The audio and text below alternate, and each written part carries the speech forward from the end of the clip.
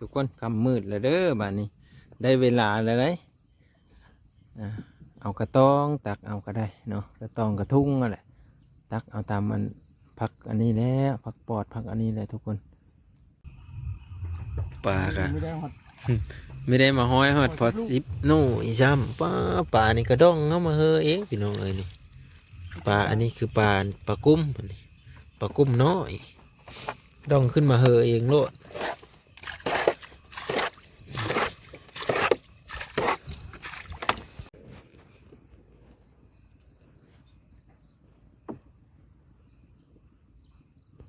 แตงเลยสบายดีพ่อพี่น้องมื้อนี้สิพา FC ไปเบิ่งทงเด้อมื้อนี้สิพาไปงมหอยหาอยู่หากินก่อนมื้อนี้เนาะลงทงเพื่อไม่ได้ไปหาเขาบ่อสวนไม่ได้ไปหาเขาสร้อยซ้ำมื้อนี้ก็ได้เนาะสิได้ลงไปหากินกับอ้ายก่อนเนาะลงไปเบิ่งทงบรรยากาศที่ทางนั้นก็คือหอยหลายนะก็ลงไปเบิ่งว่าสิหลายแท้บ่นะสิพอได้อยู่ได้กินอยู่บ่มื้อนี้เนาะกับฝากไปติดตามพร้อมกันพ่อพี่น้องวิถีชีวิตเด้อมื้อนี้เด้อไปกับอายเพิ่นกำลังเต็มอุปกรณ์อยู่เนาะเข้าน้ำซ้ำป่าเพื่อเลยกเอาเสื้อนี่มดเนาะทงไก่ขนาดอยู่หน้าแสงพุ่นน้ำนี่ก็เอาแล้วนี่เนาะเตรียมมาแล้วอยู่ทงบ่ได้พี่น้องเอ้ยทงไก่เนาะเพื่อสิฮอดนี่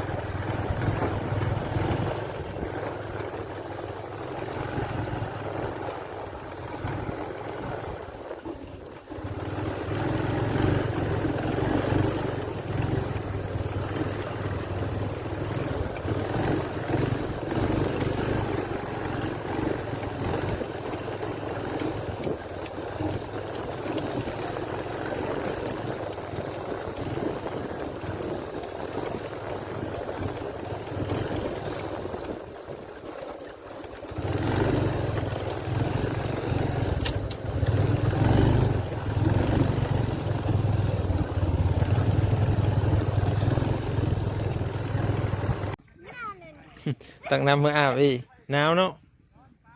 โดดเลยแล้วนะจ๊ะลงลง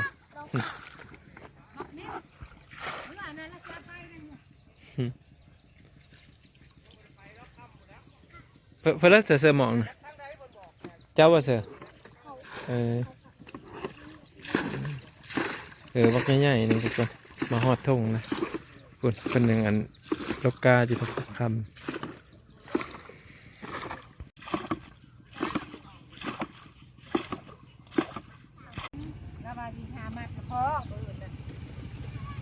เมื่อไรบ้างอะไรโอ้ซ้อนนี่เนาะมาถอกไม่เท่าเนี่ยมันยังมาว่างครับผม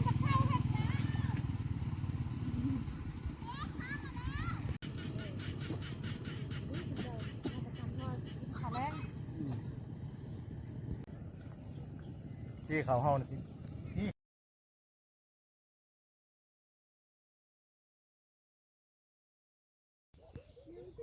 ร้านไทยนี่บ้าร้านไทยนี่นั่งแล้วก็เขาน่ะแล้ว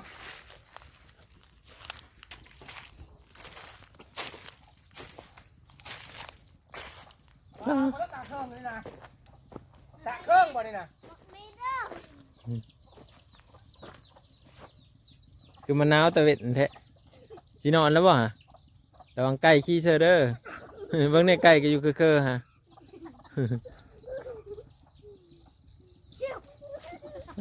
ตัวเล็บปลาตัวพวกเนื้ออันนี้ปลาถือหมองบ่นี่บ่นี่โอ้ยมีแม่เพิ่นขังไก่กระแดงอยู่เด้อทั้งนี่บ่แต่เมื่อวานนี่มึงจักหรือมาไหมบ่นั่นน่ะมาไหมแต่มันกระแดงแล้วมันกระโดด ตรงนี้นึง มันจะตาย เป็นโตแล้วได้บาทเลยค่ำมืดเลยมาห้อยอยู่เหอะเพื่อนก็มีอยู่เพราะว่าอันมาห้อยนี่ก็หาเอาจากธรรมชาติได้พี่น้อง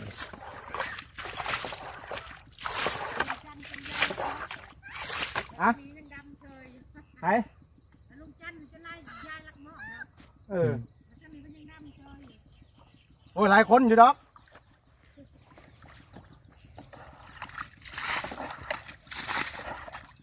อ้าวขึ้นมาเหอะเรียบร้อยแล้วได้บาทนี่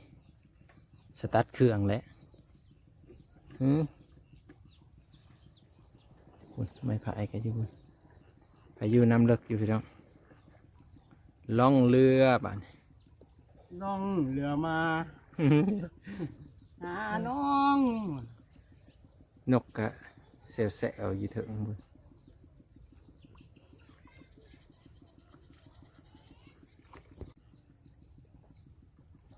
สิได้พายอ้อมไปพุ่นแล้วพี่น้องเลย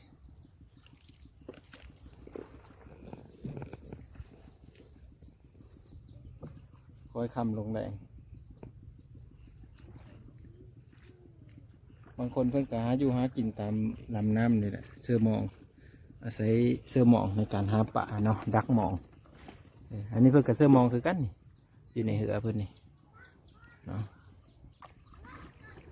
เฮ็ดมานี่ลำบากใหญ่ๆทุกคนเลยเต็มที่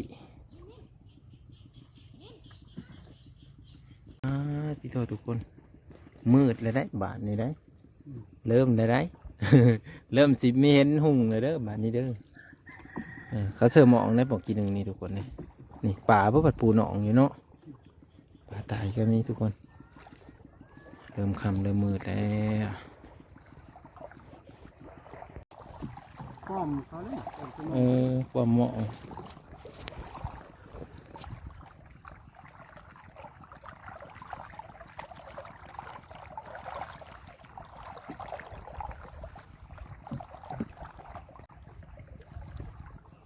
เสื้อหมองเสื้อเบ็ดเนาะเขานอนประจำอยู่พี่นี่เนาะ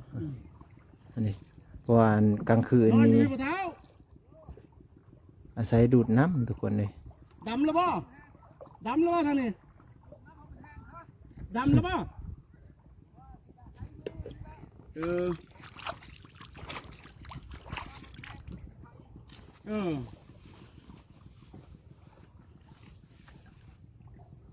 นั่นคือกำลังเสื้อหมองอยู่นี่ดิอันนี้ก็แม่นเล่นมองกันทุกค ก็ น มองลำจับก็มองมีเกาะนั่นเนาะแต่เก่าเลยมีเกาะมองได้แล้วเนาะ เสื้อคุมมือบ่มองเธอแล้วนะมองเธอแล้ว จักเส้น หลายใหญ่เนาะ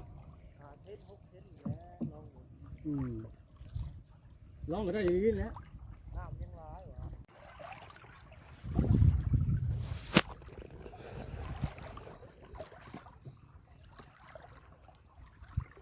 ขี่เฮอขี่เฮอเสาไปหาเลาะป้าอันเสาไปหาเลาะอันในเมืองอะไรมาหาเลาะทงก้อนบาทนี่มาเด้อมาเด้อมาหากินปลากินหอยเด้อดิอีทงสิกำลังพายเฮอเลาะหาอยู่ว่าสิเลาะหาอันผู้สาวอยู่แล้วแต่มันมีเห็นนี่ว่าสิมาหาเลาะหาผู้สาวดำให้ดำนานี่มีเห็นซ้ำอะไรเลาะหาหอยลำบากนี่ทุกคนคำมืดแล้วเด้อบ้านนี้ได้เวลาแล้วได้เอากระตองตักเอาก็ได้เนาะกระตองกระทุ่งนั่นแหละตักเอาตามมันพักอันนี้แล้วพักปอดพักอันนี้แหละทุกคนเพราะว่ามันอยู่ตามแขมป่าน้ำขี้แก้วนี่เด้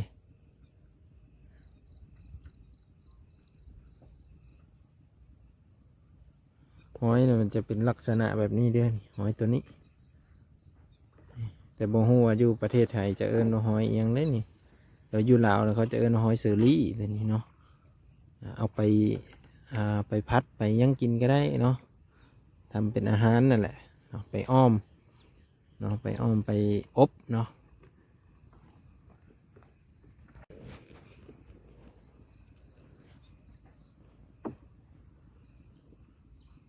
เอาแหนมเบิ่งกันเด้อพ่อพี่น้องเอ้ยเนาะยันแหนมบ่เห็นนะเออยันไม่เกาะตายแล้วมันเอ้ยเนาะพอมาห้อยอย่างการยับอยู่แถวอันสลับไม้นะอยู่ข้างในอยู่แหละบางทีมันก็จะขึ้นมาตามมันนี่ได้ไปแล้วหน่อยนึงต้องเบิ่งก็คักนะสนุกก็มีเฮาแล้วเฮาปลาแล้ว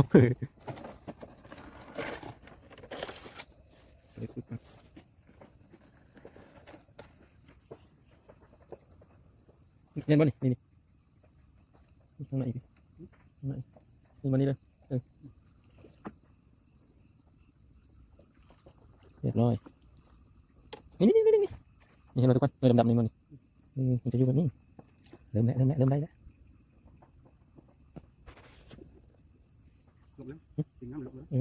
ตีน้ำแห้งก็ไม่ได้เลยพี่น้องรีบลงรถเอาน้ำไม่ทันก็ไม่ได้อีก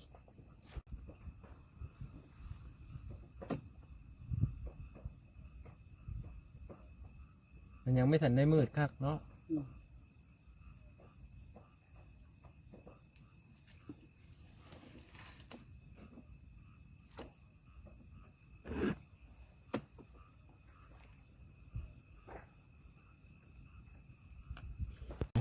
กันเฮามาหาเก็บเอาแถวป่าแถวดงเลยเด้อบาทนี่เอามาหดไหนพี่ได้พี่น้องได้อยู่น้องพอได้เก็บอยู่นี่ก็ได้เธอนี่ก็เฮอโฮได้พี่น้องเอ้ยขันเพอเนี่ยไม่ได้เพิ่นจะเฮ็ดเราได้จี๊ดเข้ามาเลยได้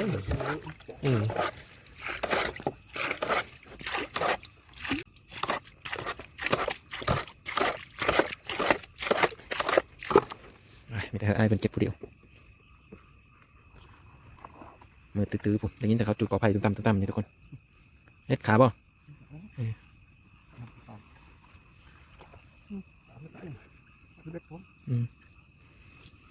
มีแต่น้ำขี้แก้วมันนี่น้ำขี้แก้วลายปลากะไม่ได้มาห้อยหอดพอสิบโน่อีซ้ำปลานี่กระด้องเข้ามาเฮอเองพี่น้องเอ้ยนี่ปลาอันนี้คือปลากุ้มปลากุ้มน้อยด้องขึ้นมาเฮอเองโลด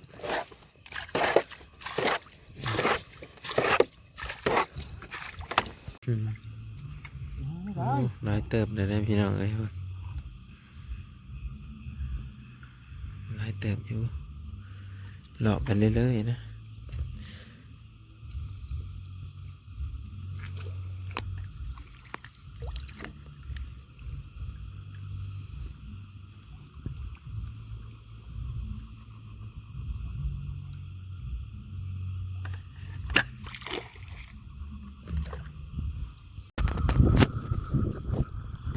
พี่น้องเลย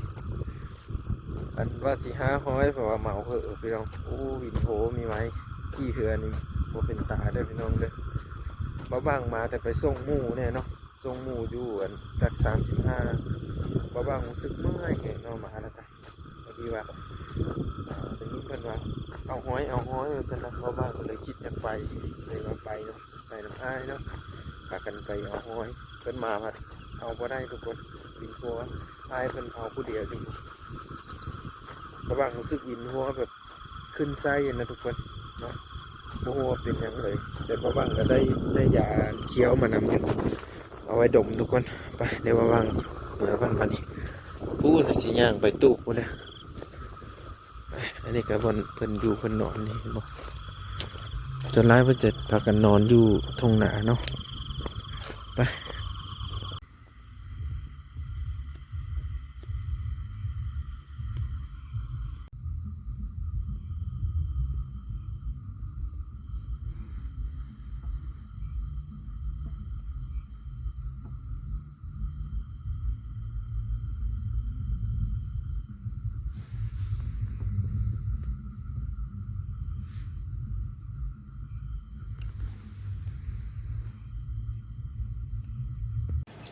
ทุกคนตอนนี้กับว่างๆกับ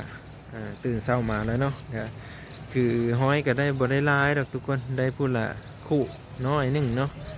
ก็คือปันกันกินนั่นแหละกับอ้ายเพิ่นแล้วก็ว่างๆกับเมื่อคืนนี่ก็เมาแน่ทุกคนเลยเมาเหือบ่แม่นเมาเหล้าเมาเบียร์ดอกจนว่าบ่ได้ถ่ายคลิปนะ จนบ่ถ่ายคลิปทุกคนเลยวิดีโอหน้าพอกันใหม่เด้อพี่น้องข ขอบคุญขอบคุณ FC เบิดทุกคนแหละที่รับชมและติดตามตลอดมาพี่น้องบายไปกันเด้อพี่น้องเด้อ